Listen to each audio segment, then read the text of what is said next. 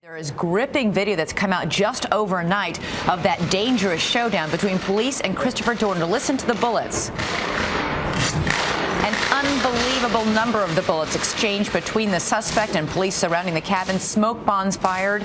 Investigators this morning are trying to determine if, in fact, Dorner was killed in the firefight inside a cabin that burned out at Big Bear Lake in California.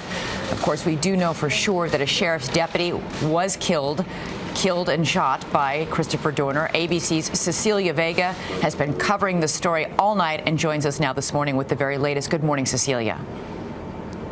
Elizabeth, good morning to you. The search for Christopher Dorner lasted 10 long days. The heart of that search, and now likely its finale, happening right here in this ski resort town east of Los Angeles. Sources tell ABC News a charred body was discovered in a burned down house where a shootout yesterday took place with police. And now authorities are turning to forensic evidence to confirm that it was Christopher Dorner. After an all-day standoff filled with shootouts and drama,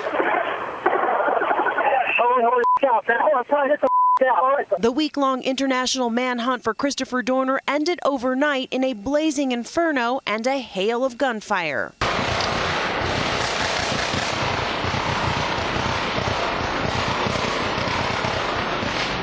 With local news stations broadcasting live.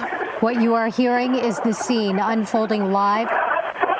Sources tell ABC News it all started shortly after noon when a maid called 911, saying she and another worker had been tied up and held hostage by Dorner in a resort cabin. Remarkably, just a few yards from where police had been holding press briefings for nearly a week. She told police she'd broken free, but that Dorner had stolen a car. That call sparked a swift and overwhelming response. Roads closed, every car searched. Police say Dorner crashes that car, then flees on foot. Shut down the freeway, possibly for the subject we've been looking for. Only to commandeer Rick Heltebrake's pickup truck on a nearby road. He pointed his big rifle at me in my truck. I stopped, put my truck in park, put my hands up. What he heard next? Gunfire that sources say was also from the fugitive. This time in a shootout with two approaching sheriff's deputies. Dorner kills one and wounds another before once again fleeing.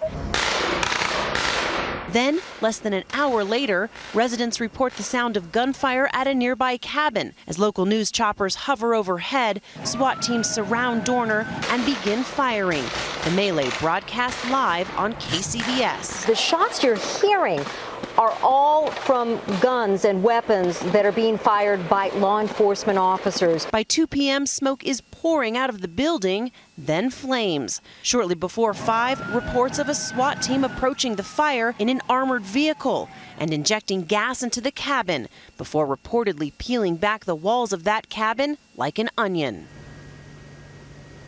Now, for days, police were holding news conferences right across the street from this location. But this morning, neighbors who live here are telling us that at least for a short time, Christopher Dorner was holed up, George, right inside one of these houses. So close by. Okay, Cecilia, thanks.